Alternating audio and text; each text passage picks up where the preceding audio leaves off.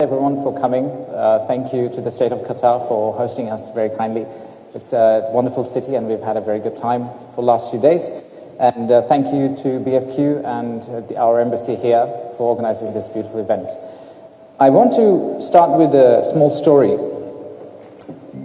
My daughter is 11, so the photo you see is her trying to take her own selfies.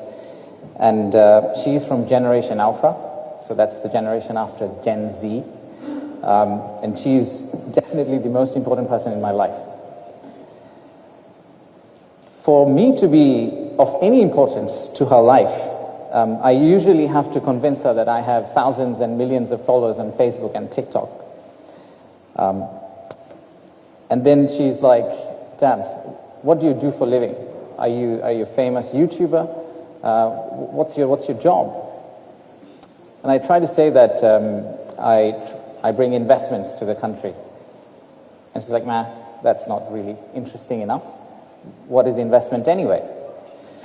The reason I'm telling you this story, because I had to share this story to one of our partners who's a chief investment officer of one of the largest port operators in the world last week. He had a very similar experience with his children. I'll come to that in a minute.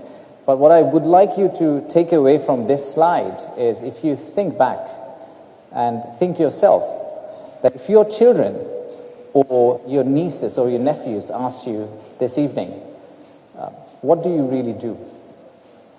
How do you make a difference? What's the contribution that you make to the society? What's your job? How would you answer that question? Let's hold on to that thought and we'll come back to this question or answer at the end of this presentation. So, the reason I was meeting this gentleman last week was because our vision or ambition is to convert Bangladesh into a powerhouse for manufacturing. We'd like to see ourselves as the globe's factory, where we export all the way from Australia to Africa to Europe to the rest of the world. And our vision in the long run is that we would not only give space to our local investors, but we would also welcome our foreign investors to come and invest in Bangladesh. So, to be able to do that, the biggest challenge you typically see is the port capacity. The port capacity usually determines whether you can become a factory to the world. And our ambition now is to change our port capacity and up it by 6 times in the next 5 years. One of which is actually a deep sea port, which enables us to circumvent some of the local regional ports and go straight to Europe or US. That's the global picture. But what about Bangladesh itself? Is Bangladesh itself an interesting market? And to that, I would say, yes, it is. So, the country is obviously hundreds and hundreds of years old, and we have our own heritage, our own culture that we are very proud of. But at the same time, if you look at the host of multinationals who have lived in our country for a long, long time, over 50 years, over 100 years, and if you ask them, was doing business in Bangladesh very easy? The answer is, of course not. It was one of the most difficult places to do business. But then why are they there? They're there because relative to the globe, the returns they get out of Bangladesh are generally much higher than what they get in the rest of the world. So, if that's really the case, is this enough to go for Bangladesh? Why are they getting this level of return? How are they getting this level of return? The reason they're getting this high level of return is the country, although it's very small, it's about a third of UK in terms of size, but in terms of population, we're 3 times UK, 180 million, and half of that population is actually less than 25 years old. The more important piece of data that you probably need to remember is the number of middle and affluent class people in our country. That's about 35 million. It grew about 2 times in the last 5 years, and 35 million, for just a general sense, is as big as the total population of Malaysia. So this market is hungry, this market is looking for more, this market is actually looking for a change. Beyond this market, we also have our regional markets, which you could potentially think of exporting into or using them as production destination, but using our ports to serve the rest of the world. So there is a 180 million local market, and beyond that, you have roughly about 300 million market if you consider the landlocked regions across us. So the obvious question that I hear a lot of times from our investors is, okay, sounds interesting, so where should we invest? Which industry should we go into? What is Bangladesh good at? I want to say Bangladesh is good at everything. But if you are starting in Bangladesh, maybe the starting point in Bangladesh should be focused based on this. This is called an FDI heat map. So we worked with a lot of international consultants, banks, and our partners to identify, based on our competitive advantage, which industries do we really think you could invest in and you could get a very, very good return out of. So the top left-hand corner, in this 2x2 matrix, is probably where you should be looking into. I'll cover a few of them today for just as a sort of teaser for all of you, but the material is available in our website. The material is available with us, so please feel free to reach out to us for more about that material. So let's start with healthcare and pharma, which we all feel very, very passionate about. Not sure if you are aware that for every 10,000 Bangladeshi, there are only 8 beds and only 3 nurses. The tertiary healthcare system has grown significantly in the last few years. So thousands and thousands of people, including my relatives, my friends, they all go abroad to take care of their own health, to take care of their parents, because they feel that specialized services are not available in Bangladesh yet. Again, I go back to that point. We're talking about 35 million middle and affluent class who have the ability, potentially, to spend money on healthcare, but they just don't have the service in Bangladesh. So if you think about pharmaceutical industry itself, manufacturing medicine, manufacturing vaccine, all the way to hospitals, all the way down to nursing schools, all these are potential investment opportunities. The other interesting piece is digital economy. You'd be very surprised to know that Bangladesh is actually one of the fastest adapters, because we leapfrog some of the historic baggages, and the financial wallet adoption rate is incredibly high in Bangladesh. The first unicorn that came out of Bangladesh was actually a mobile financial services company called Big Cash, funded by Ant Capital and Gates Foundation. So the financial inclusion piece, the banking system, would be the other piece that I would highly recommend worth looking into.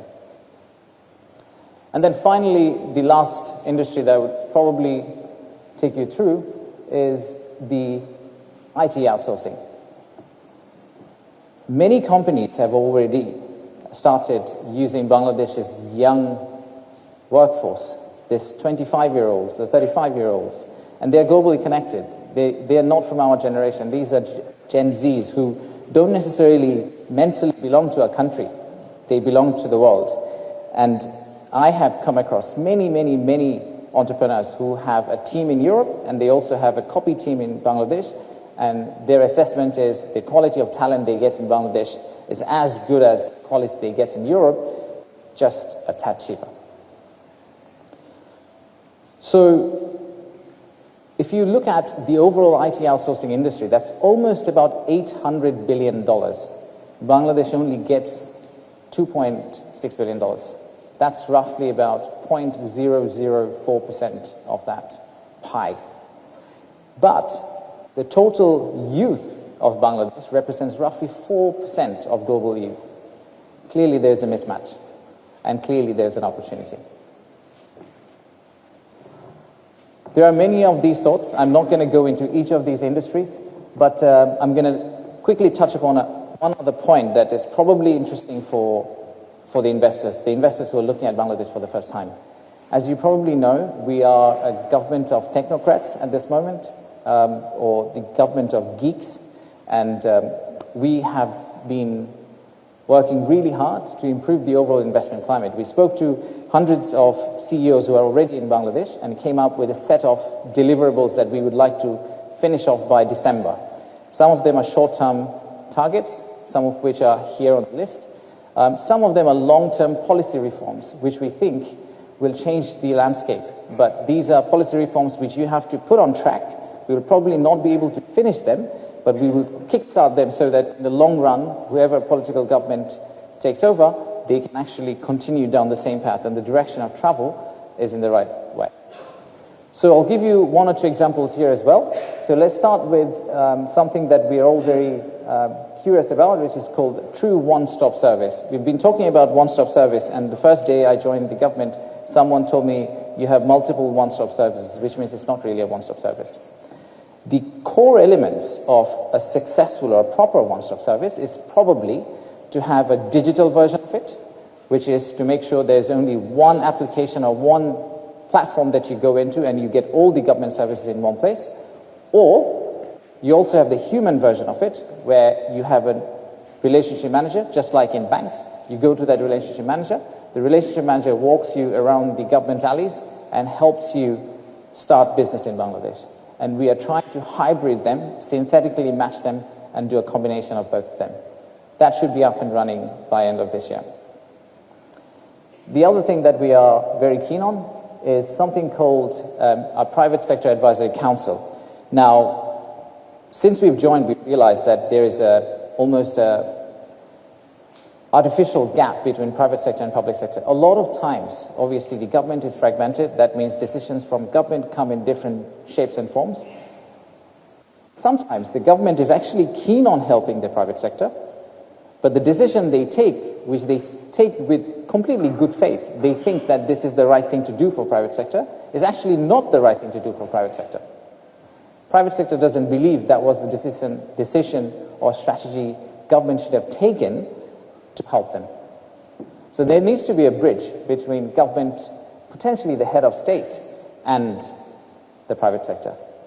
And our idea around this is we are actually building something called a Private Sector Advisory Council, which will advise directly to the head of state on a regular basis, sit with them informally, and try to give them the feel of the ground, so that we remain grounded and we remain honest and accountable to the private sector.